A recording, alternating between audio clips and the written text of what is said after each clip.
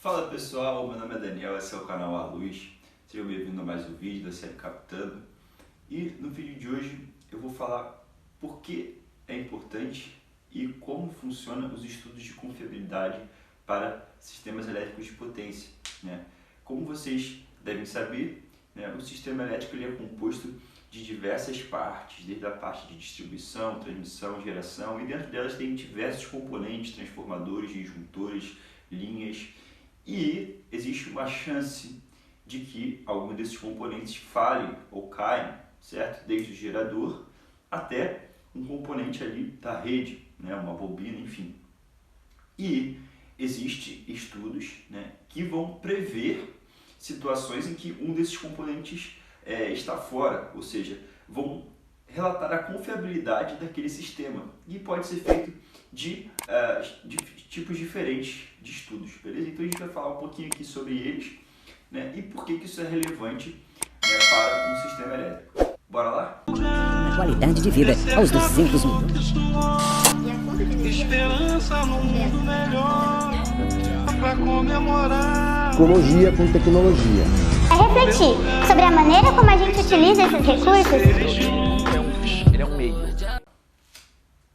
Então, galera, basicamente, hoje a gente tem o nosso sistema elétrico, um sistema de dimensões continentais aqui no Brasil, e existem outros também, sistemas muito grandes aí ao redor do mundo, certo?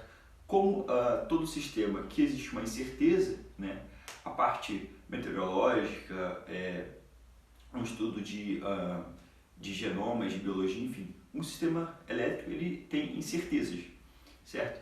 E a gente consegue fazer esses estudos para garantir o quê? A segurança e a qualidade da energia elétrica, beleza?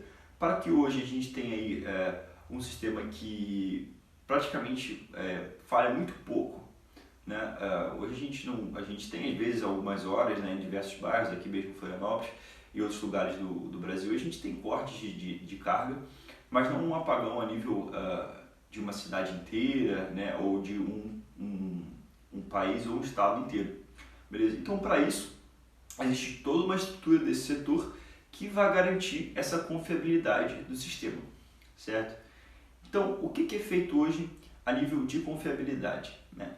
A gente tem, como vocês podem ver esse fluxograma aqui, dois tipos de estudos principais, né? O estudo determinístico, que, como o nome diz, ele determina uma certa condição a qual vai ser avaliada, né? Ou seja, uma condição de perda do sistema, de alguma parte do sistema, né? E o estudo probabilístico, né? O qual, para cada cenário, né, para cada condição de falha de um ou mais componentes, se atribui uma probabilidade disso acontecer e é calculado um índice, né, ou diversos tipos de índice de frequência, índice de duração, enfim, índices, por exemplo, quantas horas em média por ano o sistema vai falhar, né, e seta-se uma meta, né, para que esse índice ele esteja dentro de um patamar tal, né, que se considera um tempo de falha aceitável dentro de por exemplo, um ano. Beleza?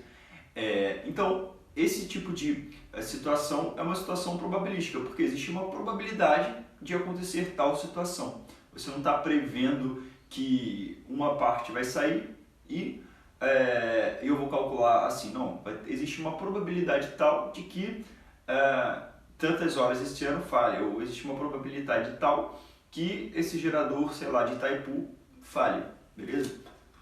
Então, vamos lá, parte a parte. Começando pela parte determinística.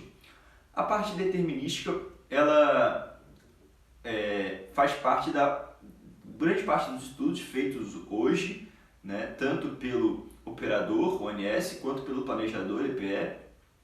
Né? E o critério que é utilizado hoje, como está no fluxograma, é o critério N-1. O que isso significa?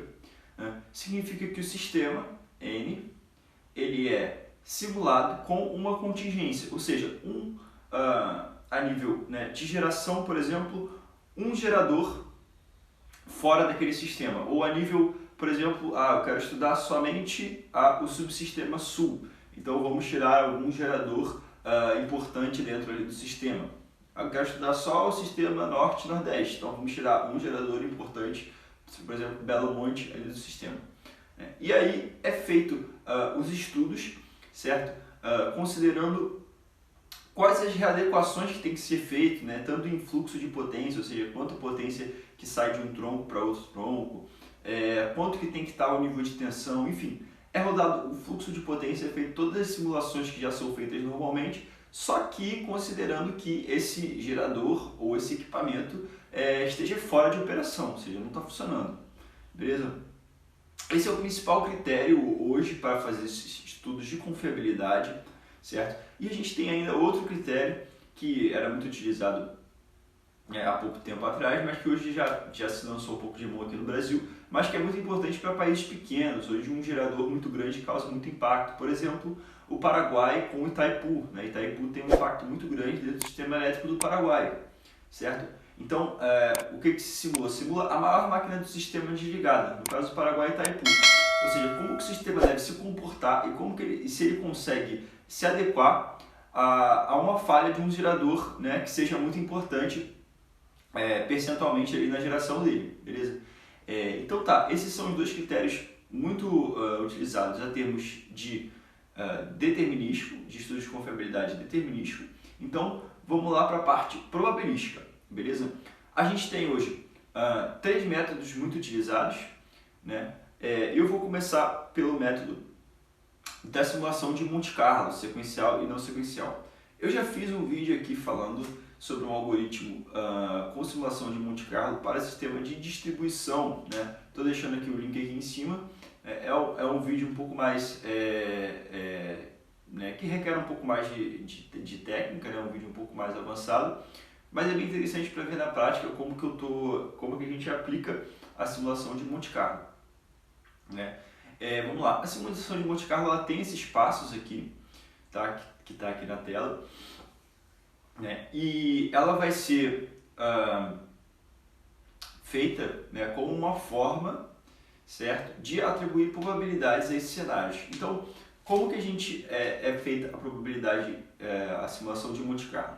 A gente tem N componentes, certo? Então, se a gente está trabalhando, por exemplo, com um sistema de distribuição, a gente vai considerar componentes menores, certo? Se a gente está trabalhando a nível do sistema interligado nacional, a gente pode considerar que cada subsistema é uma barra, por exemplo, né? E considerar que elas podem falhar ali dentro ou uma linha de transmissão pode falhar, beleza? E todos esses componentes desse sistema, eles começam, né, funcionando, beleza? Quando se entende que quando a gente passou da etapa de comissionamento, a gente está na etapa de regime permanente, né? Todos os sistemas entram ali funcionando, ou seja, ligados, né? Toda aquela rede está funcionando. A partir daí, a gente seta um tempo, né, que ele é baseado em quê? Em uma variável histórica, ou seja, quanto que aquele componente normalmente fica on, né, fica funcionando historicamente, e uma variável aleatória associada a isso, beleza? Mais ou menos como essa fórmula aqui em cima, certo? Então, a partir do momento, quando o primeiro componente ele vai transitar de estado, ou seja, ele vai de estar funcionando para não estar funcionando, né? A partir desse momento, o que acontece? A gente vai parar, né, a simulação, e aí vai setar um novo tempo, né, que vai ser um tempo off, que também vai ser baseado numa variável histórica, só que daí outra variável histórica, né, diferente daquela do tempo 1, para quanto que esse componente vai ficar sem funcionar, beleza? E cada um desses componentes eles vão sofrendo a mesma transição de estado para estado, até a gente chegar na amostragem total, né? No caso, normalmente é feito para um ano inteiro, né? E a gente faz ela com regime de horas, então são 8.760 horas de um ano, por exemplo, tá? Esse é o caso da simulação de Monte Carlo sequencial, beleza? A simulação de Monte Carlo não sequencial, né, ela não necessariamente ela vai ter os componentes transitando assim de forma cronológica, certo? A gente pode ter, por exemplo, hoje no Brasil, eu já fiz um vídeo falando sobre carga coincidente, né? Então hoje no Brasil o que acontece? as distribuidoras enviam as cargas de forma já patamarizada. Ou seja, tu tem lá uma distribuidora lá do norte que enviou as cargas de patamar médio. E aí, essas cargas de patamar médio, elas são juntadas com cargas de patamar médio de alguém lá do centro-oeste. Só que a gente não sabe em quais horas do dia isso aconteceu exatamente, certo? Nem em quais dias, né? Então, tu pode estar contrastando dados que ocorreram em momentos diferentes históricos, certo? Então, esse é um tipo de simulação que ela leva em consideração a falta de dados cronológicos, certo? Então, tu vai ter esse componente transitando aqui, né, no momento zero, depois o gráfico ele pode pular mais para frente, como está mostrando aqui, né, aqui em cima de mim. Enfim, tu não necessariamente tem uma cronologia da transição de estados. Então, como eu comentei, o que vai acontecer?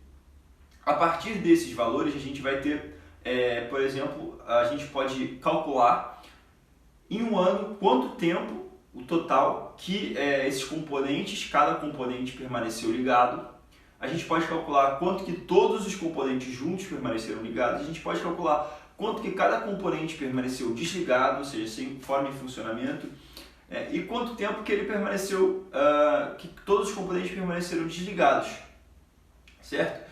Então, a partir daí a gente consegue colocar vários índices, como eu comentei no início do vídeo, né? A gente consegue ver qual que é a previsão de que esse componente fale, né?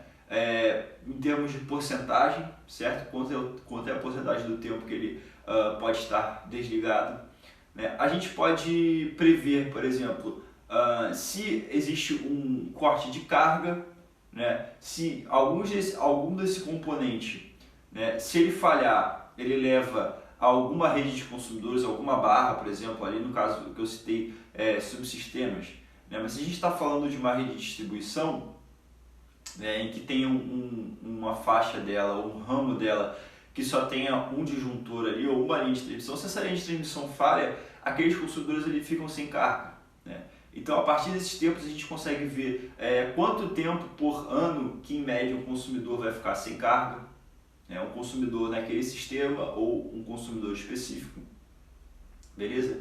A gente consegue ver também, por exemplo, né, qual que é a frequência que isso vai acontecer, certo? Ou seja, de quanto em quanto tempo que vai ter uma falha. Ou seja, a gente consegue ter vários índices e a gente consegue setar metas para esses índices também, beleza? Outro método muito utilizado é o método de numeração de estados, como estava aí no fluxograma. E nele é um método que também utiliza o mapa de estados, também gera índices para que tenha análise. A diferença é que é feita uma seleção antes, um critério de severidade, ou seja, quais que são os circuitos mais importantes naquele sistema, né? Quais circuitos que são que a sua falha pode ocasionar interrupções maiores no sistema, ou seja, falhas mais graves, né? Ou seja, o que é feito, né? Antes de aplicar todo o mapa de estados, toda a simulação similar à simulação de Monte Carlo, é feito uma retirada de circuitos, por exemplo, circuitos radiais que tenham uma proteção dupla ou tripla, ou seja, que uma falha ali só vai acarretar uma interrupção em um pequeno trecho da rede, um elemento ou dois ali, um componente ou dois, podem ter proteções duplas ou triplas, enfim, galera. Basicamente é isso, é um método que se assemelha bastante ao de Monte Carlo com essa simplificação da amostragem do problema.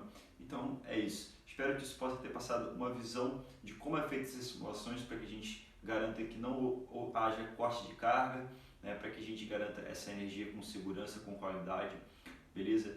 E deixe seu comentário aqui sobre outros métodos de confiabilidade, se você já aplicou eles algum tipo de algoritmo, o que você extraiu aqui desse vídeo, beleza, galera? E se inscreve aqui no canal, não se esquece, é muito importante para continuar apoiando aí a causa da ciência aplicada ao dia a dia, da operação, do mercado, da parte social, ambiental. E é isso, pessoal. Um abraço, valeu, tamo junto. Abre a cortina e deixa a luz entrar. Tamo junto.